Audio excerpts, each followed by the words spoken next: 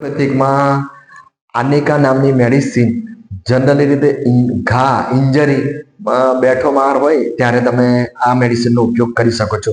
બેઠો માર એટલે શું? કોઈ જગ્યાથી તમે પડી ગયા હોય અને દિવાલ પર પડ્યા હોય કે રોડ ઉપર પડ્યા હોય અને એમાં શું તમારી ચામડી ફાટી ના હોય, ખાલી ઉપર આમ બેઠો જ માર હોય. કોઈ બુઠ્ઠા સાધનથી માર હોય, ધારો કે કોઈ લાકડી વાગી હોય, કોઈ તમે પડ્યા હોય તો કોઈ દિવાલ પર પડ્યા, અરે શું શું કહેવાય આને, ઓસરી પર પડ્યા, રોડ ઉપર પડ્યા અને બેઠો જ માર વાગ્યો હોય તો તમે આનિકા નામની હોમિયોપેથિક મેડિસિનનો ઉપયોગ કરી શકો છો.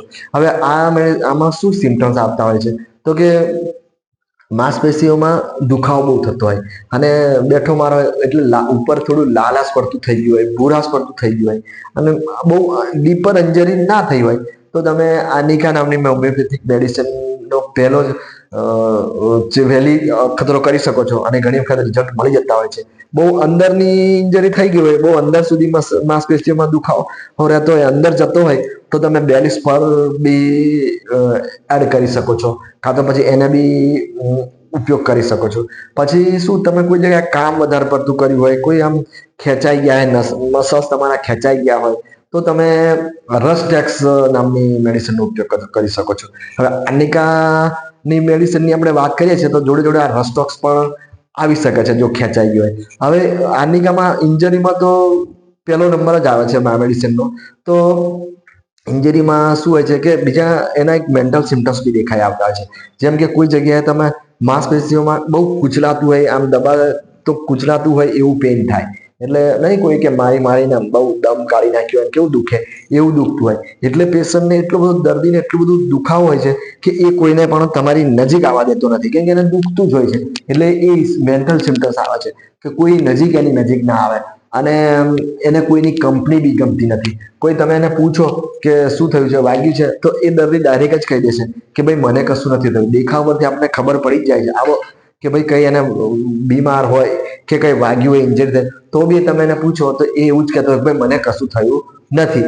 એટલે કહેવાનો કે આ મેન્ટલ સિમ્ટમ્સ કોઈ ઇન્જરીમાં એવું નહીં, કોઈ બી રોગમાં પણ આવી શકે છે. કોઈ મોટો એવો તાવ હોય, કોઈ એવી મોટી બીમારી હોય, પણ આવું મેન્ટલ સ્ટ્રોંગ સિમ્ટમ્સ હોય કે દેખાવ પરથી આપણે લાગે જ છે કે બહુ બીમાર છે અને આપણે એને પૂછીએ શું થાય છે તો એ દર્દી એવું કહે છે કે ભાઈ મને કશું નથી થયું. અને એના હાવભાવથી એવું લાગે કે કોઈ બી વ્યક્તિને પોતાની નજીક ઈચ્છતો નથી, કોઈ પોતાની નજીક આવે, કેમ કે એને ટચ કોઈ કરી જાય તો એને તો દુખતું હોય શરીર, એના હાથ પગ દુખતા હોય, ગમે તેની માંસપેશીઓમાં દુખાવો હોય, એટલે એ ઈચ્છે છે કે કોઈ એની નજીક ના આવે, કોઈની કંપની નથી ગમતી.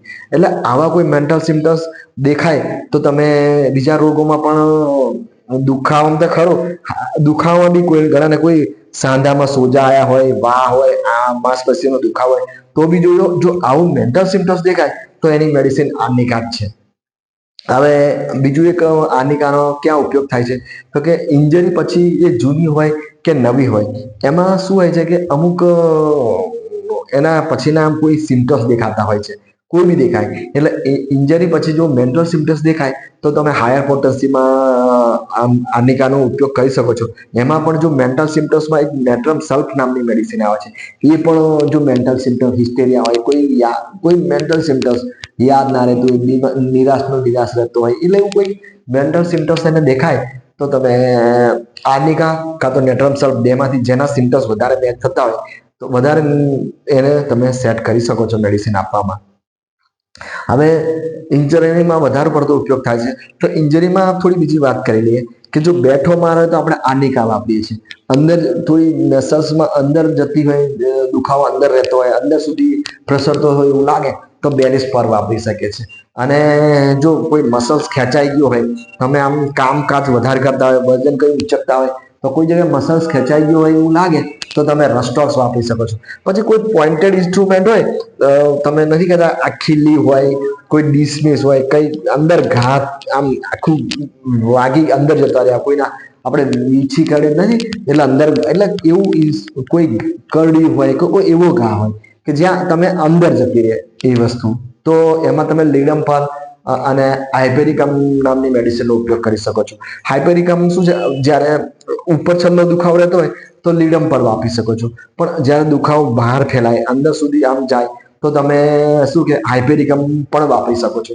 હવે આ જ રીતે તમે ઘણી વખત શું છે કે સ્ત્રીઓને છાતીમાં કંઈ વાગી જાય અને અંડકોશમાં કોઈને વાગી જાય અને ગાંઠ પડી જાય તો તમે કોનિયમ નામની મેડિસિન પણ વાપરી શકો છો. એ પણ ઇન્જરીમાં કામ લાગતી હોય છે કોનિયમ, બરાબર છે. તો હવે જ્યારે કોઈ ઇન્જરીમાં શું, જ્યારે હાડકામાં આપણને ફ્રેક્ચર થતું હોય કે હાડકાની નજીક જતી હોય ઇન્જરી એવું લાગે ને, તો તમે સિમ્ફાઇટમ અને રૂટા નામની મેડિસિનનો ઉપયોગ કરી શકો છો. પછી બહુ ચામડી ફાટી ગઈ હોય અને તમારે ખાલી રૂઝ લાવવા પર્પઝ હોય, તમારું એમ જ હોય કે ફક્ત મારે કોઈ એન્ટિસેપ્ટિક વાપરી છે, તો તમે રૂઝ લાવવું હોય તો તમે કેલેન્ડુલા મધર ટિંચરનો ઉપયોગ પણ કરી શકો છો. કેલેન્ડુલા મધર ટિંચરમાં શું છે, ઘણી વખત વધારે પડતી જલન થતી હોય છે, તો તમે કેલેન્ડુલા મધર ટિંચર ડાયરેક્ટ કોઈ સહન ના કરી શકે તો શું છે કે અત્યારે કેલેન્ડુલા મધર ટિંચરના ડ્રેસિંગ પાવડર આવેલા છે, તો તમે એ પણ વાપરી શકો છો. બરાબર. હવે કોઈ અંદર કોઈ આપણી સર્જરી થઈ હોય પેટમાં કે કોઈ સર્જરી કરી હોય અને બહુ નાજુક નાના વયોમાં કંઈક દુખાવો રહેતો હોય તો તમે સ્ટેફિસેગ્રિયા નામની મેડિસિન પણ વાપરી શકો છો. બરાબર. હવે આ રીતનું ઇન્જરીમાં તમે થોડું ભેદભાવ તફાવત કરી શકો છો અને ગમે તે મેડિસિન જે રીતે સેટ થતું હોય એ રીતે વાપરી શકાય છે. બરાબર. હવે આનિકાનું જે દુખાવાનું એક તે દુખાવો જ આખા શરીરમાં દુખાવો હોય છે, એટલો બધો દુખાવો હોય છે કે એના પરથી એક સિમ્ટમ્સ છે કે શું, ધારો કે કોઈ કરવટ પથારીમાં સૂતો હોય ને તો બસ કરવટ બદલાય, કારણ કે એક કરવટ પર એનાથી સુવાતું નથી. એક કરવટ સૂતો હોય તો થોડી વાર બીજી કરવટ ડાબા પડકે સૂવે, કાં જમણા પડકે સૂવે. કોઈ આ લક્ષણ એટલું બધું પ્રોમિનન્ટ છે કે કોઈ બી મોટા તાવ હોય, કોઈ બી રોગ હોય, પણ જો તમને આ લક્ષણ દેખાય, આખું શરીરમાં કુચલી જતું હોય ને આપણા નહીં એ રીતનું, આ અહીંયા આ બૂમો પાડા, ટચ આમ તમે દબાવો તો પેશન્ટ આવું કરતો હોય અને કોઈને નજીક ના આવવા દેતો હોય એવું મેન્ટલ સિમ્ટમ્સ, કોઈ બધાને એમ દૂર રાખતો હોય કે ડર લાગતો હોય ને કોઈ મને ટચ કરી જશે, આવું મેન્ટલ સિમ્ટમ્સ હોય.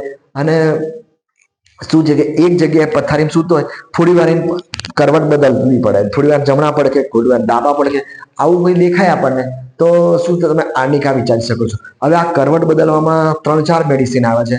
એક આર્નિકા છે, એક બેપ્ટિસિયા છે, રસ્ટોક્સ છે, પાયરોજિનમ છે. એટલે આ 3-4 મેડિસિન દેખાતી હોય. આવી તાવ હોય કોઈને, જનરલી ટાઇફોઇડમાં વધારે લક્ષણો દેખાય છે, તો તમે શું છે કે આ 5 મેડિસિનમાંથી તમને જે મેડિસિન વધારે સૂટ થતી હોય એ તમે મેડિસિન વાપરી શકો છો. તો ટાઇફોઇડમાં શું છે કે રસ્ટોક્સમાં શું છે કે દર્દી શું છે, એના બી માંસપેશીઓમાં બહુ દુખાવો હોય, હા નહીં કહેતા હાડકા દુખે છે, પગ, પેશન્ટ એમ કે પગ બધું દુખાવો બહુ છે, અને જો થોડી વાર એ હલન ચલન કરે, આમ જાય, આમ પથારી સૂવે, તો એને શું થોડું રાહત થાય છે. તો તમે રસ્ટોક્સ વિચારી શકો છો. રસ્ટોક્સના બીજા બી સિમ્ટમ્સ છે, જીભમાં કિનારી, એની જે કિનારી છે ને એની, અરે એને શું કહેવાય, એ થોડી લાલ કલરની હોય, બીજા સિમ્ટમ્સ મળતા હોય તો તમે રસ્ટોક્સ વિચારી શકો છો. બેપ્ટિસિયામાં બી આ લક્ષણ પર, જ્યારે પથારી પર કરવટ બદલ કરતો હોય તો પછી શું, બેપ્ટિસિયામાં તમે એક આર્નિકા અને બેપ્ટિસિયા વચ્ચે તફાવત એવો છે કે જ્યારે દર્દી થોડું ઊંઘ વાળી સ્થિતિમાં હોય, એટલે અનકોન્શિયસનેસ જેવું હોય, એને ઊંઘ વાળી, અડધી ઊંઘ ને અડધી જાગતો હોય એવું તમે કઈ પૂછો તો અડધું ઊંઘમાં જવાબ આપે એવું સમજવાનું. એના માટે શું કે તમે એને પૂછો ભાઈ તાવ આવે છે, તો દર્દી બોલશે કે આખો એક વખત જવાબ આપી દેશે, હા ભાઈ મને તાવ આવે છે, અને પછી સૂઈ જાય. એટલે એક વખત જવાબ આપ્યા પછી એનામાં અનકોન્શિયસનેસ આવે. જ્યારે બેપ્ટિસિયામાં શું છે કે તમે એને પૂછો ભાઈ શું થાય છે, તાવ આવે છે, તો દર્દી એટલે એને આપણે ક્વેશ્ચન પૂછીએ એનો જવાબ પૂરેપૂરો નથી આપી શકતો. બેપ્ટિસિયામાં શું, અધૂરો જવાબમાં જ વચ્ચે સૂઈ જાય છે, એટલે અધૂરા જવાબમાં જ એને અનકોન્શિયસનેસ આવી જાય. એટલે જો આર્નિકામાં શું, એક વખત જવાબ તો તમે પૂછશો તો પૂરેપૂરો આપી દે છે. જ્યારે બેપ્ટિસિયામાં શું, કઈ પૂછો તો અધરામાં જ સૂઈ જાય છે, અધૂરો જવાબ આપતા જ એ વચ્ચે અનકોન્શિયસનેસ જેવી કન્ડિશન એનામાં આવી જાય છે. તો આ પછી બીજું શું છે કે બીજો કોઈ ભેદભાવ થાય, એમાં તફાવત થાય તો એવું લક્ષણ છે કે બેપ્ટિસિયામાં શું, એને એવું લાગે બધા અંગ આમ જુદા જુદા થઈને અલગ અલગ ભાગમાં ચલાવે છે, એટલે એ આખો દિવસ આમ ભેગા કરતો હોય એવું લાગે. આવું કોઈ મેન્ટલ સિમ્ટમ્સ મળી શકે છે. હવે આર્નિકામાં મેન્ટલ સિમ્ટમ્સ શું, તમે એને પૂછો ભાઈ મને કઈ નહીં થયું, મને કશું નથી થયું, દેખાવ પરથી એવું લાગે આટલો બધો બીમાર છે ને કે મને કઈ નથી થતું, એ પોતાની નજીક કોઈને આવવા દેતો નથી. આ મેન્ટલ સિમ્ટમ્સ. હવે આર્નિકામાં બીજું શું છે કે પેશાબ ને સંડાસ એની જાતે થયા કરે છે, કે બેપ્ટિસિયામાં શું બહુ ગંધાતું પેશાબ હોય, બહુ ઓફેન્સિવ હોય, એટલે એ બેપ્ટિસિયામાં વિચારવું પડે. પાયરોજેનમમાં શું છે કે અ, એનામાં શું આ જે પલ્સ નાડી હોય ને એ તાવની સરખામણી કરતા વધારે પડતી હોય. જેટલી હોવી જોઈએ, આપણને એવું લાગે આટલો તાવ છે, તાવની કન્ડિશન દેખાય એના કરતા વધારે ધબકારા પલ્સ નાડી બતાવતી હોય છે. પછી બીજું શું, એકદમ પરસેવો પરસેવો થઈ જાય પણ એને તાવ ઉતરતો નથી, એને સારું નથી લાગતું, એટલે આ પાયરોજેનમના લક્ષણ છે.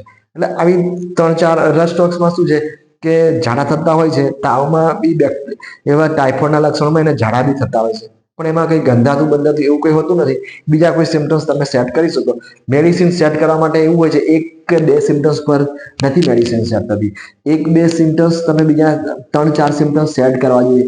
મેન્ટલ સિમ્ટમ્સ જો મળતું હોય તો તમે પેલા 2 જનરલ સિમ્ટમ્સ અને કોઈ મેન્ટલ સિમ્ટમ્સ મળતું હોય તો તમે 2 કે 3 સિમ્ટમ્સમાં બી આપી શકો છો હાયર પોટેન્સીમાં. બરાબર, તો આ રીતે કરવટ બદલવામાં બી તમે આ 3-4 મેડિસિનમાંથી ગમે તે એક મેડિસિન આપી શકો છો. આ આર્સેનિક બી કરવટ બદલે છે, પણ આર્સેનિકમાં શું હોય છે કે એનામાં શું હોય છે કે એ બહુ આમ શાંતિથી સૂઈ નથી શકતો, કેમ કે એને શું એક કમજોરી બહુ હોય છે. પણ એને શું એવું મગજ જેવું એનું થઈ જાય કે બસ બધાને હેરાન કરવું, આ પેલું આમ કરવું તેમ કરવું, એના ઘરવાળાને બસ કઈ રીતે હેરાન કરી નાખવું, આવું કોઈ કન્ડિશન દેખાય તો તમે આર્સેનિક વિચારશો. પછી તો બસ એટલે આટલી 4-5 મેડિસિનમાં તમે થોડી તફાવત કરીને ગમે તે રોગ હોય, તાવ, ઝાડા, ઉલટીમાં આપી શકો છો. બરાબર, આ નિકા. હવે બીજું કે શું, એક તો ઇન્જરીમાં વાપરીએ છીએ, તો ઇન્જરીમાં બીજું શું કે લોંગ બહુ જૂની ઇન્જરી હોય ને અને કોઈ માથામાં વાગ્યું હોય, બધા બહુ અંદર મેન્ટલ સિમ્ટમ્સ આવતા હોય તો શું છે કે તમે હાયર પોટેન્સીમાં વાપરી શકો છો. નેટવર્ક સલ્ફ જોડે કમ્પેરિઝન કરો. હવે એક બીજું એક આનિકાનું સિમ્ટમ્સ આવે છે, શું કે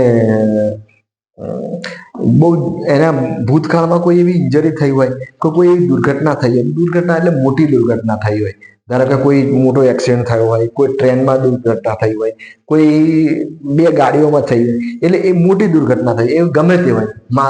માનસિક બી દુર્ઘટના હોય, એવું કોઈ જરૂર નથી કે આવું કોઈ એક્સિડન્ટ હોય, એવું કોઈ એના ઘરમાંથી કોઈ મરણ બી થયું હોય પણ એના દિલમાં કોઈ એવી એનો ઘા લાગી જાય, તો એવી બી ઘટના હોય. તો એ ઘટના એને શું કેવી રીતે હેરાન કરે છે કે દિવસે તે બધું એનું ઘરકામ બધું જ કરતો હોય છે, કમ્પ્લીટ કરતો હોય છે. રાત પડે ને ગમે ત્યારે પછી રાત્રે એને તકલીફ વધી જાય, રાત્રે એને ડર લાગવા માંડે અને એટલું બધું ડરી જાય છે કે એને એવું લાગે કે બસ મારે હવે મોત આવી જશે હવે મને. એટલે પેલી બધી ઘટનાઓ વિચાર કરી કરીને એને રાત્રે એટલું બધું હેરાન થઈ જાય એમ. અને બધા ઘરવાળાને એવું થાય કે આ શું યાર, દિવસ તો એકદમ સારો હોય છે અને રાત્રે વળી એનામાં આ બધા સિમ્ટમ્સ આવતા હોય છે. એટલે એવા બધા મેન્ટલ સિમ્ટમ્સ અને બીક કે ડર જે છે એ રાત્રે વધારે દેખાય.